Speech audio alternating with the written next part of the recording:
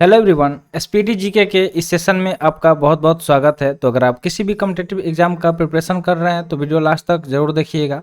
तो इस वीडियो में हम लोग कवर करेंगे ब्रह्मांड के बारे में संपूर्ण परिचय। ठीक है, जो ब्रह्मांड है उसका संपूर्ण परिचय देखने वाले हैं। तो चलिए वीडियो शुरू करते हैं। जल्दी से लाइक कर दीजिए और चैनल पर नए हैं तो जल्दी से चैनल को सब्सक्राइब कर लीजिए। साथ में पेन पेपर भी रखिएगा और चीज़ें जो भी बताई जाएगी उसे नोट डाउन भी करते रहना है। ठीक है, तो चलिए यहाँ पे आगे हैं, देखते हैं ब्रह्मांड संपूर्ण परिचय कि जो भी पॉइंट्स है, जो क्वेश्चन है वो सब हम लोग यहाँ पे डिस्कस करेंगे। तो सबसे पहला दिया गया है कि पृथ्वी को घेरने वाला आकाश है, यानी कि वह आकाश जो पृथ्वी को घेरे हुए है उसको हम लोग क्या बोलेंगे, तो उसको हम लोग बोलते हैं ब्रह्मांड। किसके नाम से जानते हैं? ब्रह्मांड के नाम से। ठीक है, जैसे कि आप यहाँ पे देख रहे होंगे कि ब्रह्मांड उसको बोलते हैं, क्या बोलते हैं? ब्रह्मांड। जिस ब्रह्मांड को हम लोग इंग्लिश में क्या बोलते हैं? तो यूनिवर्स। क्या बोलते हैं? यूनिवर्स बोलते हैं इंग्लिश में। तो ये भी आपको नोट डाउन कर लेना है।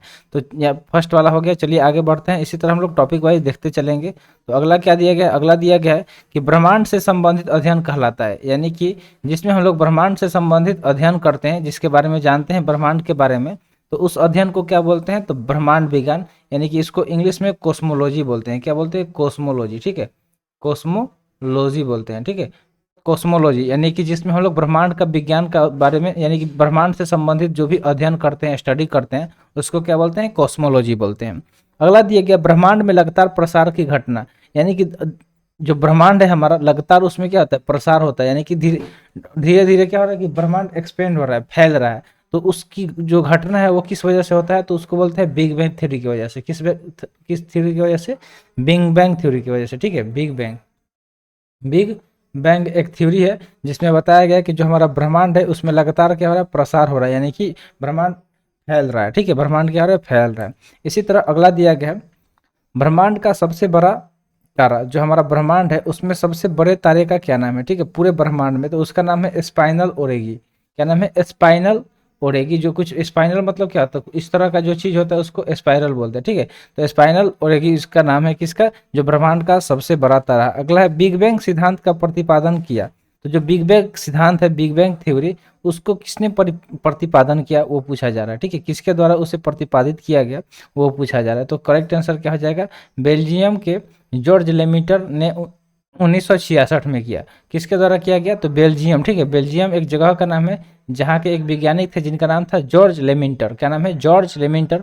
उन्होंने क्या किया? 1966 में बिग बैंग थ्योरी को दिया। कब दिया गया उनके द्वारा? तो 1966 में दिया गया। किस चीज़ को? तो बिग बैंग थ्योरी को।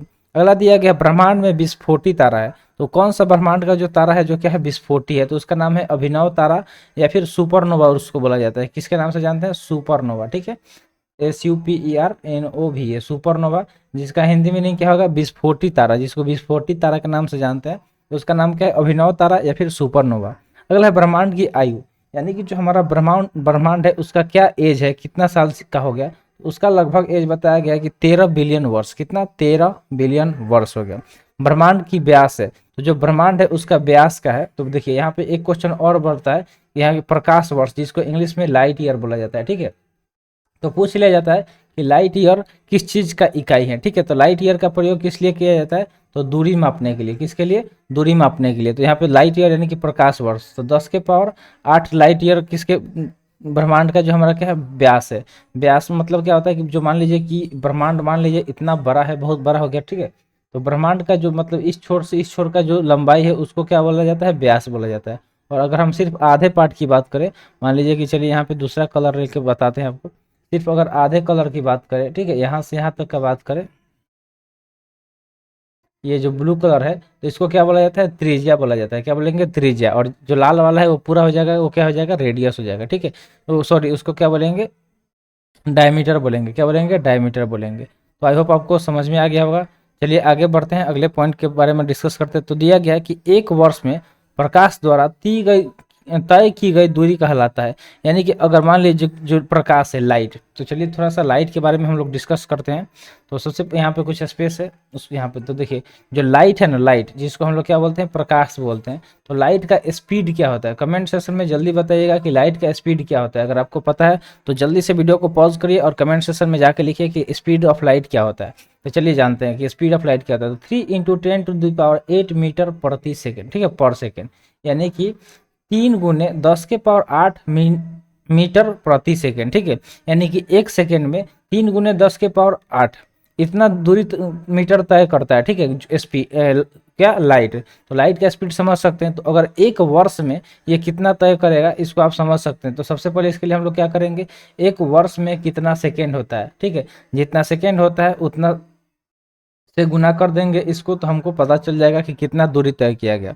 तो 1 वर्ष में प्रकाश द्वारा जितना दूरी तय किया जाता है उसको ही हम लोग क्या बोलते हैं, प्रकाश वर्ष बोलते हैं। उसको क्या बोलते हैं, प्रकाश वर्ष बोलते हैं, ठीक है। लाइट ईयर क्या बोलते हैं, लाइट ईयर। लाइट ईयर किस चीज़ का यूनिट है, तो यहाँ पे आपको याद रखना है कि ये दूरी का यूनिट है।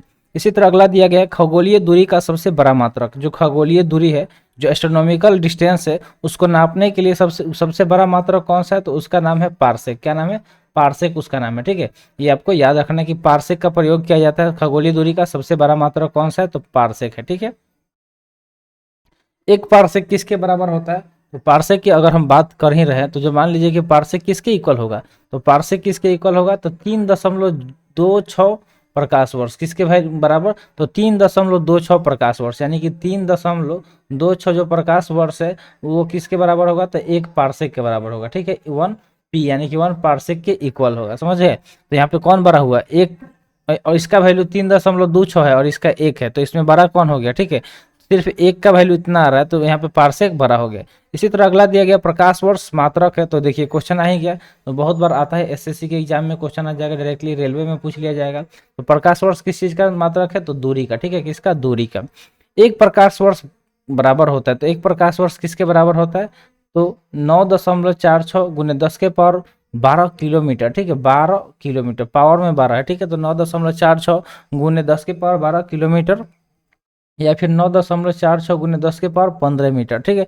तो किलोमीटर, और यहाँ पे देखिए पावर 12 था और इसको जब बढ़ा दिया गया तो पावर 15 कर दिया गया, तो यहाँ पे मीटर आ गया। तो मीटर से किलोमीटर में आपको चेंज करने आना चाहिए।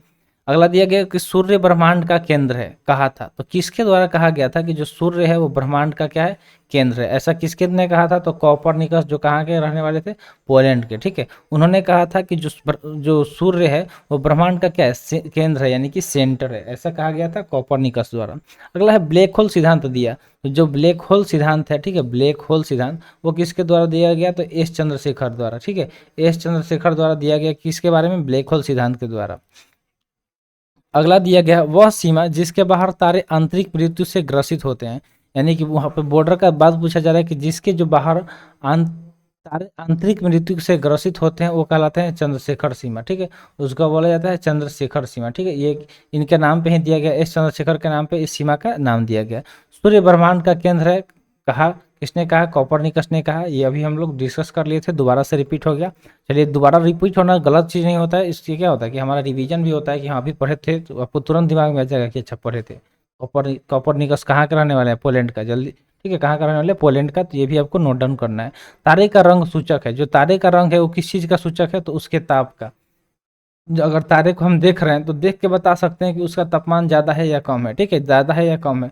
तो उसका कलर के से ही क्या होगा, पता चल जाएगा कि उसका तापमान कितना है, ज़्यादा है या कम है। अंतरिक्ष यात्री को आकाश दिखाई देता है। अगर आप अंतरिक्ष में जाएंगे तो आपको आकाश किस कलर का दिखाई देगा, तो वो दिखाई देगा फुली ब्लैक, ठीक है। ब्लैक यानी कि काला कलर का दिखाई देगा, ठीक है, काला कलर का दिखाई देगा आपको आकाश। आकाश का रंग नीला प्रतीत होता है। तो जो हम लोग देखते हैं आसमान में, तो ऐसा हमको हमेशा आसमान कैसा दिखाई देता है, नीले कलर का। ऐसा क्यों, कौन से फेनोमेना है फिजिक्स का, भौतिकी के कौन सा ऐसा सिद्धांत है जिसके वजह से आकाश का रंग है नीला प्रतीत पड़ता है, तो उसका नाम है प्रकीर्णन के कारण। किसके वजह से, प्रकीर्णन के कारण से, ठीक है। प्रकीर्णन के कारण से जो आकाश का रंग है वो नीला प्रतीत होता है।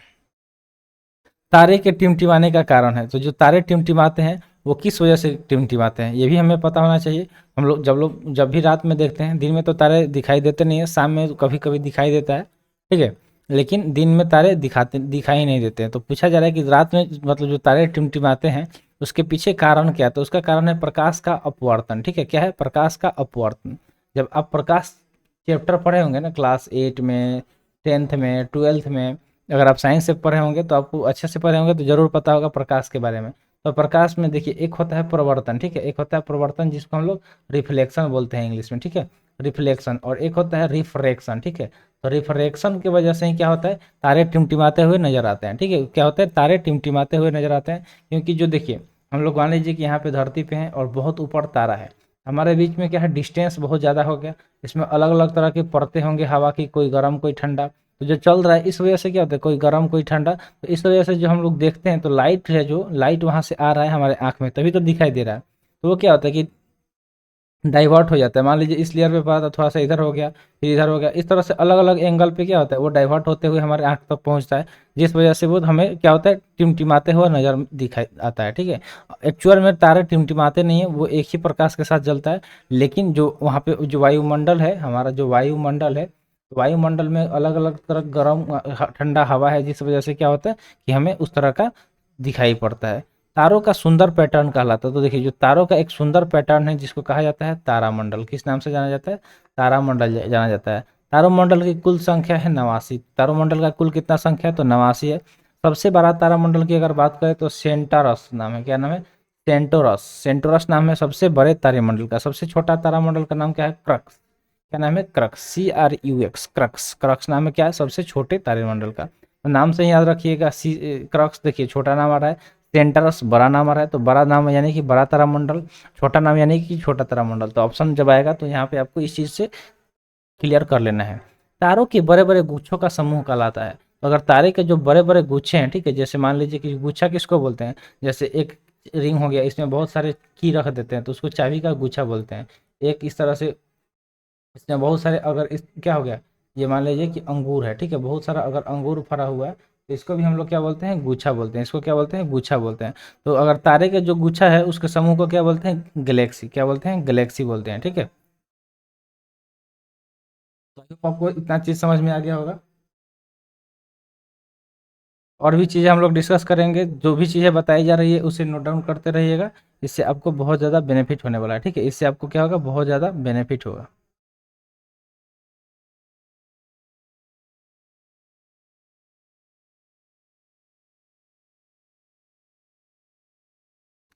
तो देखिए, जो तारे के बड़े बड़े जो गुच्छे होते हैं उस समूह को हम लोग क्या बोलते हैं, गैलेक्सी बोलते हैं। क्या बोलते हैं, गैलेक्सी। अगर उसके व्यास की बात करें तो कितना होता है, 10 के पावर 5 प्रकाश वर्ष उसका व्यास। ठीक है, उसका जो डायमीटर है कितने का होता है, 10 के पावर 5 प्रकाश वर्ष डायमीटर होता है गैलेक्सी का। ठीक है, अगला है आकाश गंगा की आकृति है। जो हमारा आकाश गंगा है उसका आकृति कैसा है, तो सर्पिलाकार। ठीक है, सर्पिलाकार मतलब क्या होता है, स्पाइरल उसको बोलते हैं, इस तरह से। ठीक है, इस तरह से जो यहाँ पे हम बना रहे हैं ना, जिस तरह जलेबी बनता है देखे होंगे मेला में, उस तरह का वो क्या है, आकाशगंगा का आकृति है। आकाशगंगा यानी कि गैलेक्सी की निकटतम मंदाकिनी है। तो कौन सा सबसे नज़दीक मंदाकिनी है वो पूछा जा रहा है, तो उसका नाम है देवयानी। क्या नाम है, देवयानी, जिसको इंग्लिश में एंड्रोमेडा बोलते हैं। तो इंग्लिश मीडियम वाले नोट कर लीजिएगा, एंड्रोमेडा बोला जाता है। ठीक है, क्या बोला जाता है, एंड्रोमेडा। अगला है एक खगोलीय एकक। ठीक है, एक खगोलीय एकक जिसको इंग्लिश में बोला जाता है एस्ट्रोनॉमिकल यूनिट। तो पूछा जा रहा है कि औसत दूरी, उसका औसत दूरी किसको बोला जाता है, तो जो सूर्य और पृथ्वी के बीच जो दूरी है उसको ही बोला जाता है एक खगोलीय, यानी कि एस्ट्रोनॉमिकल यूनिट बोला जाता है। यानी कि जो मान लीजिए कि ये सन हो गया सूर्य, ठीक है, और ये क्या हो गया, अर्थ हो गया पृथ्वी, तो इसके बीच जो भी डिस्टेंस है उसको ही क्या बोला जाता है, एस्ट्रोनॉमिकल यूनिट के नाम से जाना जाता है। अगला है पृथ्वी तथा सौरमंडल जिस आकाशगंगा में स्थित है वह कहलाता है। तो कौन सा आकाशगंगा है जिसमें जो हमारा पृथ्वी है तथा सौरमंडल स्थित है, उस आकाशगंगा यानी कि उस गैलेक्सी का क्या नाम है, ठीक है, उस गैलेक्सी का क्या नाम है, तो उसका नाम है दूध मेखला। क्या नाम है, दूध मेखला। ठीक है, क्या है, दूध मेखला, जिसका इंग्लिश में नाम होता है मिल्की वे गैलेक्सी। क्या नाम है, मिल्की वे गैलेक्सी। ठीक है, इंग्लिश में उसको क्या बोला जाता है, मिल्की वे गैलेक्सी के नाम से जाना जाता है। ठीक है, यहाँ पे आ गया मिल्की वे। तो दूध मेखला एक क्या है, तो एक मंदाकिनी है। क्या है, एक मंदाकिनी है, यानी कि गैलेक्सी है। क्या है, एक गैलेक्सी है। गैलेक्सी को इंग्लिश में क्या बोलते हैं, मंदाकिनी। मंदाकिनी किसको बोलते हैं, तो अरबों तारों का समूह जिसमें सैकड़ों अरबों तारों है, उसके समूह को मंदाकिनी बोला जाता है। क्या बोला जाता है, मंदाकिनी, यानी कि गैलेक्सी बोला जाता है। नवीनतम ज्ञात मंदाकिनी है, जो नवीनतम ज्ञात यानी कि जो सबसे लेटेस्ट जानकारी में कौन सा मंदाकिनी है, तो इसका नाम है द्वार्फ मंदाकिनी। क्या नाम है, द्वार्फ। ठीक है, DWARF, द्वार्फ मंदाकिनी को इंग्लिश में हम लोग क्या बोलते हैं, तो गैलेक्सी। ठीक है, ड्वार्फ गैलेक्सी के नाम से जाना जाता है। ये क्या है, सबसे नवीनतम, यानी कि जो सबसे मैंने लास्ट में जाना गया इसको, इसके बारे में।